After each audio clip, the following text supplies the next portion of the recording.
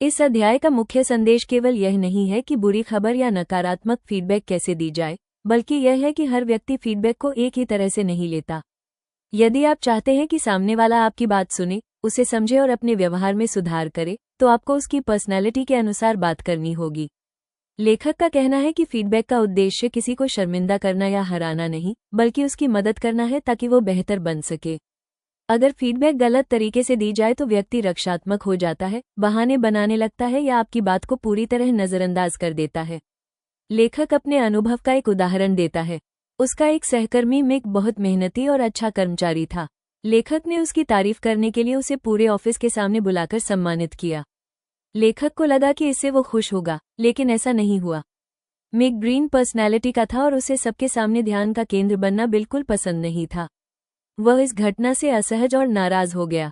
इस अनुभव से लेखक ने सीखा कि जो तरीका एक व्यक्ति के लिए अच्छा हो सकता है, वही तरीका दूसरे व्यक्ति के लिए गलत भी हो सकता है।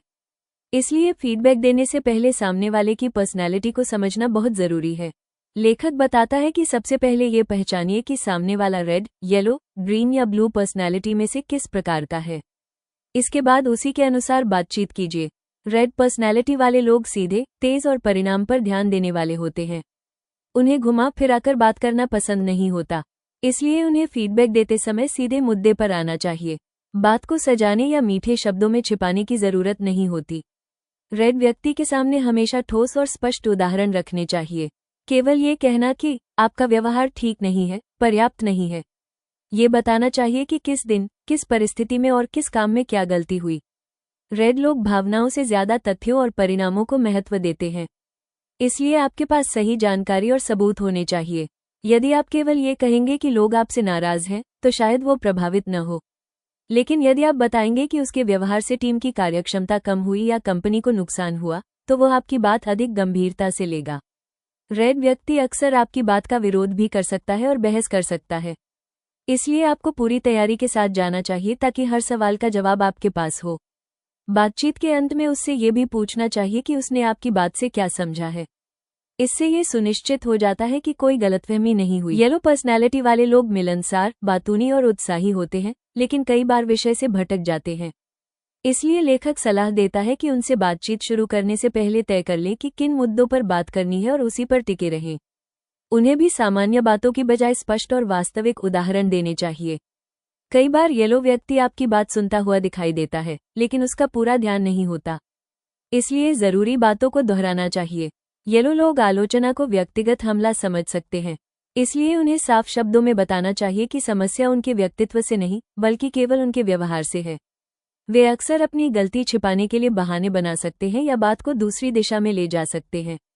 ऐसे समय पर आपको शांत रहना चाहिए और तथ्यों पर टिके रहना चाहिए। बातचीत के अंत में ये तय करना चाहिए कि वह आगे क्या बदलाव करेगा और बाद में उसकी प्रगति की भी जांच करनी चाहिए। ग्रीन पर्सनैलिटी वाले लोग शांत, सहयोगी और संवेदनशील होते हैं। वे विवाद से बचना चाहते हैं और किसी को दुखी नहीं करना चाहते, इसलिए उन्हें फीडबैक देते समय बहुत सोच समझकर और नरमी से बात करनी चाहिए। उनकी गलती के स्पष्ट उदाहरण दें, लेकिन कठोर भाषा का प्रयोग न करें। नर्म रहना जरूरी है, लेकिन इसका मतलब यह नहीं कि अपनी बात बदल दें या समस्या को छिपा दें। कई बार ग्रीन व्यक्ति अपनी गलती मानते मानते खुद को ही बुरा इंसान समझने लगता है और कह सकता है कि सब मेरी गलती है, मैं किसी काम का नहीं हूँ। ऐसे समय पर उसका आत्मविश्वास गिराने की बजाय उसे समझाना चाहिए कि समस्या उसके व्यक्तित्व में नहीं, बल्कि केवल एक व्यवहार में है जिसे बदला जा सकता है। ग्रीन लोग कई बार सामने से हाँ कह देते हैं, लेकिन बाद में बदलाव नहीं करते, इसलिए उनसे हुई सहमति को दोहरवाना और बाद में फॉलो अप करना बहुत जरूरी होता है। ब्लू पर्सनैलिटी वाले लोग बहुत व्यवस्थित, तार्किक और विवरण पर ध्यान देने वाले होते हैं। उन्हें फीडबैक देने से पहले पूरी तैयारी करनी चाहिए। यदि आपके तथ्य गलत हुए तो वे तुरंत पकड़ लेंगे और आपकी पूरी बात की विश्वसनीयता खत्म हो जाएगी। ब्लू व्यक्ति के सामने हमेशा सटीक, विस्तृत और प्रमाण आधारित जानकारी रखनी चाहिए। यदि संभव हो तो लिखित रिकॉर्ड, रिपोर्ट, आंकड़े या दस्तावेज भी दिखाने चाहिए। केवल भावनाओं या अनुमान के आधार पर बात करने से वे सहमत नहीं होंगे। उन्हें स्पष्ट डेटा, तर्क और वास्तविक उदाहरण चाहिए होते हैं। लेखक कुछ सामान्य नियम भी बताता है जो हर पर्सनैलिटी पर लागू होते हैं। सबसे पहला नियम यह है कि व्यक्ति पर नहीं, उसके व्यवहार पर बात करें। किसी को यह न कहें कि वो आलसी, लापरवाह या बेकार है। इसके बजाय उस विशेष व्यवहार की बात करें जिसे सुधारने की जरूरत है।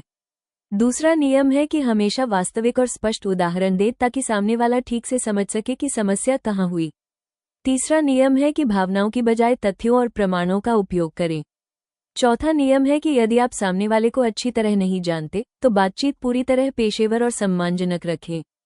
पांचवा नियम यह है कि केवल तारीफ करके फिर आलोचना और फिर दोबारा तारीफ करने वाला फीडबैक सैंडविच तरीका हमेशा सफल नहीं होता, क्योंकि इससे सामने वाला भ्रमित हो सकता है।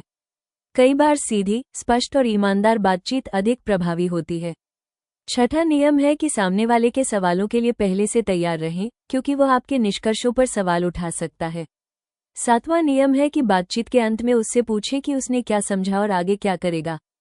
इससे गलतफहमी कम होती है।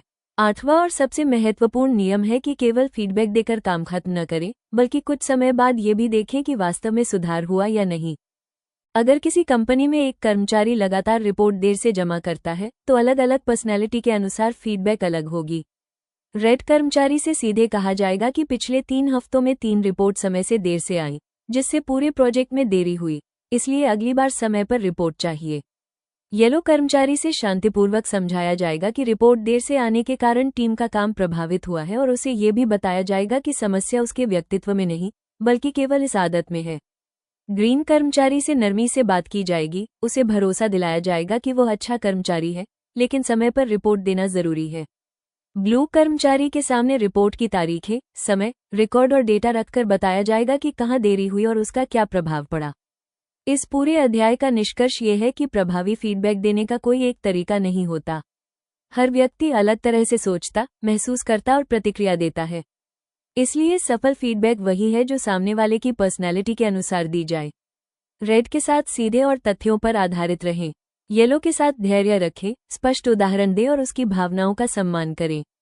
ग्रीन के साथ नरमी और विश्वास बनाए रखें, लेकिन समस्या को स्पष्ट रूप से रखें। ब्लू के साथ पूरी तैयारी, प्रमाण और तर्क के साथ बात करें।